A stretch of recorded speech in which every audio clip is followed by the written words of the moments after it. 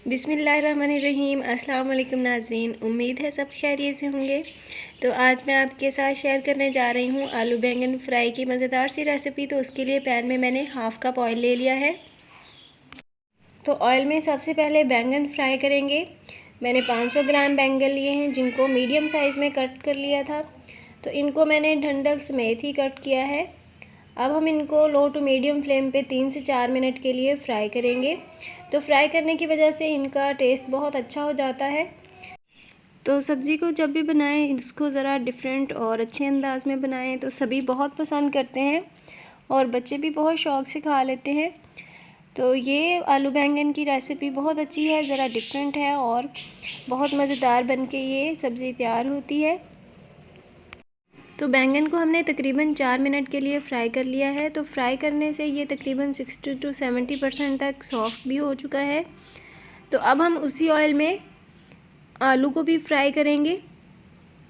आलू को भी हमने 3 से 4 मिनट ही फ्राई करना है लो टू मीडियम फ्लेम पे। तो बहुत ही मज़ेदार और चटपटी आलू बैंगन की सब्ज़ी बनाने के लिए वीडियो को एंड तक लाजमी देखिएगा और सारे स्टेप्स को फॉलो कीजिएगा। तो 3 से 4 मिनट के लिए आलू भी हमने फ्राई कर लिए हैं, इनको भी एक बॉल में निकाल के रख लेंगे। और यहाँ पर नाज़रीन से गुजारिश है कि प्लीज़ मेरे चैनल को सब्सक्राइब करें और साथ लगे हुए बेल आइकन को प्रेस करें ताकि नई वीडियोज़ के नोटिफिकेशंस आपको मिलते रहें और मुझे हौसला। तो उसके बाद अगला प्रोसेस शुरू करते हैं। ऑयल हमारे पास वही है जिसमें हमने सब्ज़ी को फ्राई किया है और ऑयल में मैंने ऐड किया है 1 तेज़पत्ता, 3 हरी मिर्चें और 1 टीस्पून ज़ीरा। तो इन सारी चीज़ों को मैंने सिर्फ 1 मिनट के लिए सौते करना है लो फ्लेम पे। तो हमने जो तड़का फ्राई किया है इससे बहुत ही अच्छा सा फ्लेवर और खुशबू आती है। तो इसको फ्राई करने के बाद प्याज ऐड करेंगे। तो मैंने 2 मीडियम साइज़ के प्याज ऐड कर दिए हैं जिनको मैंने बारीक कट कर लिया था। तो प्याज को मीडियम फ्लेम पे फ्राई करेंगे ताकि इसका कलर चेंज हो जाए। तो इसको हमने ब्राउन होने तक फ्राई करना है। तो प्याज को हमने अच्छे से ब्राउन कर लिया है। अब हम इसमें लहसुन अदरक की पेस्ट ऐड कर देंगे 1.5 टीस्पून और उसको भी 3 से 4 मिनट के लिए फ्राई करेंगे ताकि उसकी स्मेल ख़त्म हो जाए।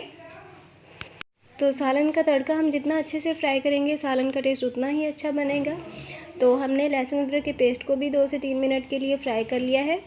अब हम इसमें टमाटर की पेस्ट ऐड करेंगे। तो मैंने 3 मीडियम साइज़ के टमाटर लिए थे जिनमें थोड़ा सा पानी ऐड करने के बाद उनको मैंने ग्राइंड कर लिया था और पेस्ट बना लिया था। तो इसको भी हमने 2 मिनट के लिए फ्राई करना है ताकि ऑयल सेपरेट हो जाए।